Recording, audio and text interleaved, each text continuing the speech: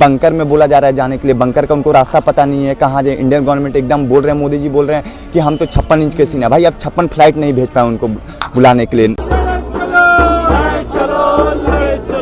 मोदी सरकार जो है वो यूपी में इलेक्शंस में इतनी बिजी है कि भारत के स्टूडेंट्स का, भारत के सिटीजन्स का लाइफ उनके लिए बिल्कुल भी इम्पोर्टेंट, क्योंकि गवर्नमेंट अपना पीठ थपथपा रही है। हम एक तरफ देख रहे हैं कि स्टूडेंट्स पैदल चल के रेलवे स्टेशन तक जाने की कोशिश कर रहे हैं, रास्ते में उनको पीटा जा रहा है, और दूसरी तरफ हम देख रहे हैं कि न्यूज़ चैनल से जो मीडिया वाले हैं वो चीख चीख के कह रहे हैं कि मोदी जी तो बहुत अच्छा काम कर रहे हैं। कि नवीन की कल हत्या हुई है, उनकी डेथ हुई है, उनकी फैमिली इस वक्त शोक में है, और वो तमाम फैमिलीज़ जिनके बच्चे अभी भी यूक्रेन में हैं वो इतने खौफ में हैं ये खबर सुनने के बाद में, वो इतने शोक में, उनको समझ नहीं आ रहा कि क्या वो अपने बच्चों को वापस देखेंगे या नहीं देखेंगे। वहाँ पे माइनस में टेम्परेचर, वहाँ पे बर्फ़ गिर रहे हैं, लोगों को खाने के लिए नहीं है।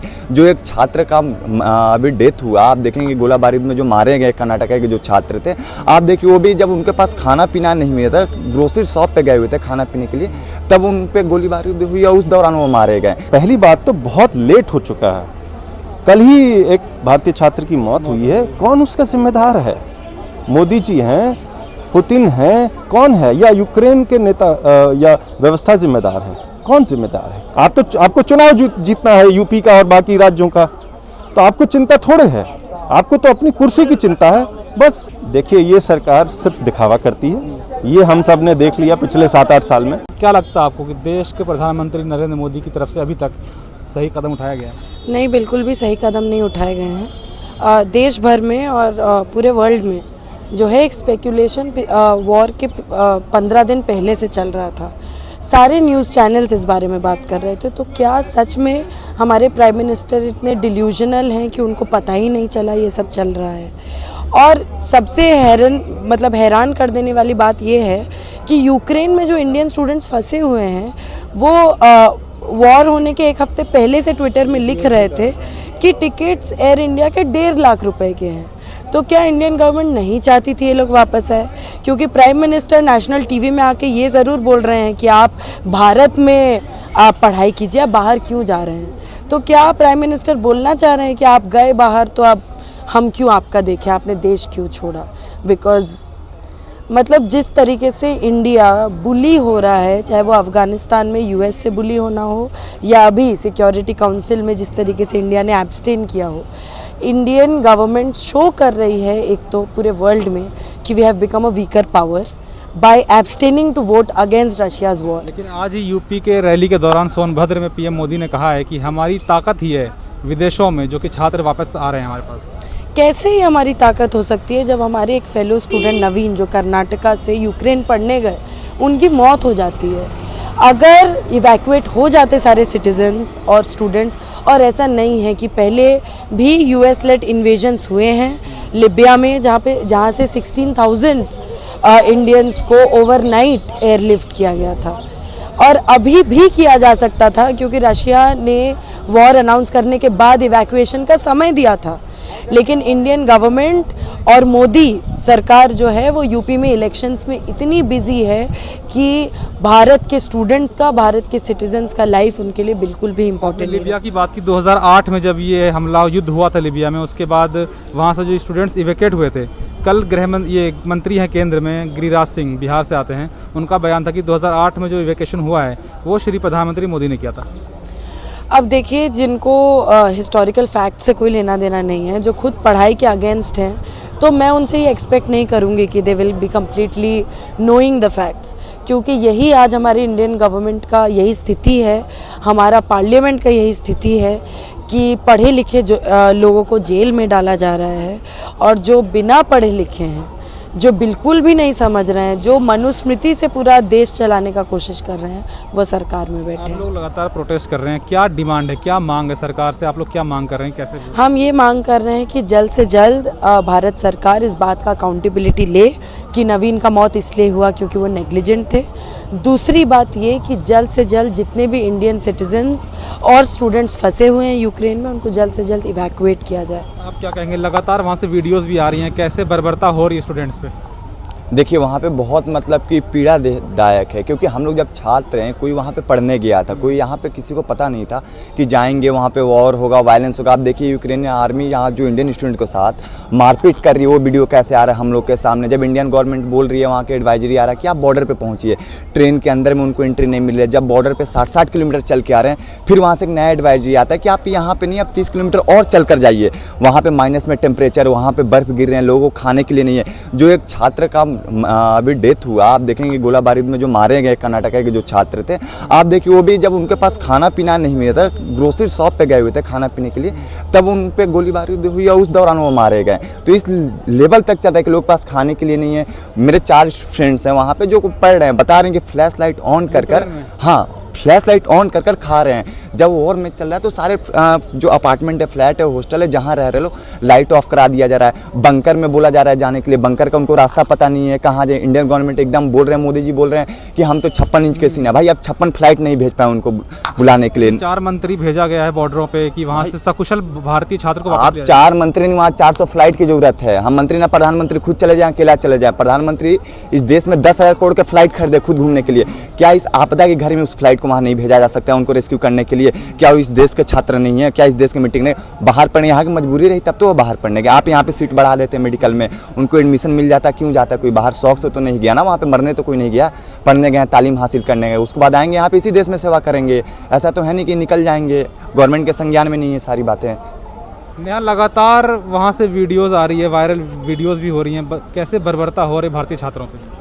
जी, वहाँ से जो हमको वीडियोस देखने को मिल रहा है, हमको तो बहुत मतलब ख़राब लग रहा है। और क्योंकि हम वही स्टूडेंट्स हैं जिनको कि निगलेक्ट कर दिया गया है, और ख़राब इसलिए भी लग रहा है क्योंकि हमको इंडियन स्टूडेंट्स का कम से कम वीडियोस आ रहा है। वहाँ पे कितने सारे यूक्रेनियन, अमेरिकन, बाकी स्टूडेंट्स होंगे जिनके साथ सेम तरीके का व्यवहार हो रहा है। अब हमको पता लग रहा है कि रेसिस्ट कमेंट्स पास किए जा रहे हैं, माने नस्ल के आधार पर इस तरीके का भेदभाव हो रहा है, मारा जा रहा है, और ये सब बहुत निंदनीय है। और इतना निंदनीय और भी है क्योंकि गवर्नमेंट अपना पीठ थपथपा रही है। हम एक तरफ देख रहे हैं कि स्टूडेंट्स पैदल चल के रेलवे स्टेशन तक जाने की कोशिश कर रहे हैं, रास्ते में उनको पीटा जा रहा है, और दूसरी तरफ हम देख रहे हैं कि न्यूज़ चैनल से जो मीडिया वाले हैं वो चीख के कह रहे हैं कि मोदी जी तो बहुत अच्छा काम कर रहे हैं। चीख के कह रहे हैं कि जो स्टूडेंट कल मरे हैं, नवीन, वो उनकी गलती से, अपनी गलती से मरे हैं। मतलब इससे ज़्यादा शेमफुल क्या हो सकता है कि वॉर जैसे प्रॉब्लमेटिक क्राइसिस वाले सिचुएशन में भी कोई सरकार अपने ही नागरिकों के साथ खड़ी नहीं हो पा रही है। लेकिन देश के प्रधानमंत्री अभी लगातार रैली कर रहे हैं यूपी में। आज सोनभद्र में उनका बयान है कि ये हमारी ताकत है, कूटनीति है विदेशों में, जो कि भारत के छात्र वापस हम ला पा रहे हैं। उनको एक्चुअली ये बात बोलने से पहले, चलिए ठीक है, वो तो बहुत कुछ बोलते हैं, उनका इतिहास है फेंकने का। अभी जो हम लोग बातचीत डिस्कस भी कर रहे थे, गैदरिंग में भी बातचीत हम लोगों ने की कि 10, 11, 12 फरवरी के आसपास अमेरिकन, यूक्रेन, यूके के, मेलबर्न के, जापान के, बाकी सारे देशों के मिनिस्ट्रीज से एडवाइजरी जारी होता है, जिसमें ये साफ लिखा होता है कि मतलब जो यूक्रेन में स्थिति है उससे यही साफ समझ में आ रहा है कि रशिया एकदम इन्वेड करने वाला है और ये कोई हल्का फुल्का सिचुएशन नहीं है। तुरंत बाहर निकलिए किसी भी तरीके से, ये लिखा होता है, तुरंत बाहर निकलिए। एक अर्जेंसी होता है सिचुएशन को कि क्या डेंजर पोज कर रहा है वो वहाँ पे सिटीजन्स को और स्टूडेंट्स के लिए, उसके बारे में बातचीत होता है। और उसके बाद हम देखते हैं कि 15 फरवरी को इंडिया जो एडवाइजरी जारी करता है उसमें लिखा होता है कि अनसर्टेन सिचुएशन है, जिसके लिए हम लोग ये कहना चाहते हैं कि जिनका रहना अभी ज़रूरी नहीं है यूक्रेन में, वो वापस आने के बारे में कंसिडर कर सकते हैं, सोच सकते हैं वापस आने के बारे में, ये कह रहे हैं वो। और फिर ये भी कह रहे हैं कि यूक्रेन के अंदर ट्रैवल मत करिए और यूक्रेन से ट्रैवल मत करिए। तो वो स्टूडेंट, पहले तो आप ये डाइल्यूट कर दे रहे हैं, आप स्टूडेंट्स को ये बोल रहे हैं कि अगर आपका ज़रूरी नहीं है रहना तो आप सोचिए वापस आने के बारे में, और फिर आप ये भी कह रहे हैं कि अगर ज़रूरी नहीं है तो फिर आप आसपास ट्रैवल भी मत करिए, यूक्रेन के अंदर भी ट्रैवल मत करिए, बाहर भी मत जाइए। तो करें क्या स्टूडेंट फिर? लेकिन सरकार लगातार कदम उठा रही है, वो कह रही है कि हमने 4 मंत्री को वहाँ भेजा है बॉर्डरों पे सकुशल भारतीय छात्र को बाहर लाने के लिए। बहुत अच्छी बात है आपने भेजा है उन लोगों को, पर आप जो अपना कहानियाँ गढ़ते हैं, बहुत सारी चीज़ें हो सकता है कुछ सच भी हो, पर एक जो दूसरा सच है और ज़्यादा बड़ा सच है वो ये सच है कि नवीन की कल हत्या हुई है, उनकी डेथ हुई है, उनकी फैमिली इस वक्त शोक में है, और वो तमाम फैमिलीज़ जिनके बच्चे अभी भी यूक्रेन में हैं, वो इतने खौफ में हैं ये खबर सुनने के बाद में, वो इतने शोक में, उनको समझ नहीं आ रहा कि क्या वो अपने बच्चों को वापस देखेंगे या नहीं देखेंगे। पंजाब में इतने सारे पेरेंट्स हैं जिनसे हमारी बात हो रही है, दिल्ली में हमारे पेरेंट्स हैं जिनसे हमारी बातचीत हो रही है। अगर वो 2 मिनट उनको समय मिलता है हमारी सरकार को अपनी पीठ थपथपाने से और यूपी में इस तरीके का कम्युनल बयान देने से, नफरत वाली बातचीत करने से, तो शायद 2 मिनट उनको ये भी सोचना चाहिए कि यूक्रेन में जो स्टूडेंट्स हैं उनके साथ क्या हो रहा है, और वो जो वीडियोस भेज रहे हैं अपने टीचर्स के माध्यम से, फ्रेंड्स के माध्यम से, बाकी फैमिली के माध्यम से, वो झूठ तो होंगे नहीं। आप पोलैंड के बॉर्डर में जो उनको मार पड़ रही है वो झूठ वीडियोज़ हैं, आप कहना चाह रहे हैं। आप ये कह रहे हैं कि इंडियन एम्बेसी में जो स्टूडेंट्स बैठे हुए हैं, हम देख रहे हैं कि एक छोटा सा कॉरिडोर है जहाँ पे 100 स्टूडेंट्स सोया हुआ है, वो कह रहा है उसके पास खाने के लिए नहीं है, वो क्या झूठ बोल रहे हैं? यूक्रेन में जो भारतीय छात्र फंसे हुए हैं वो तो अभी बहुत लेट हो गया है उनको अभी निकालने के लिए। उनको युद्ध छेड़ने से पहले ही निकाल लेना था।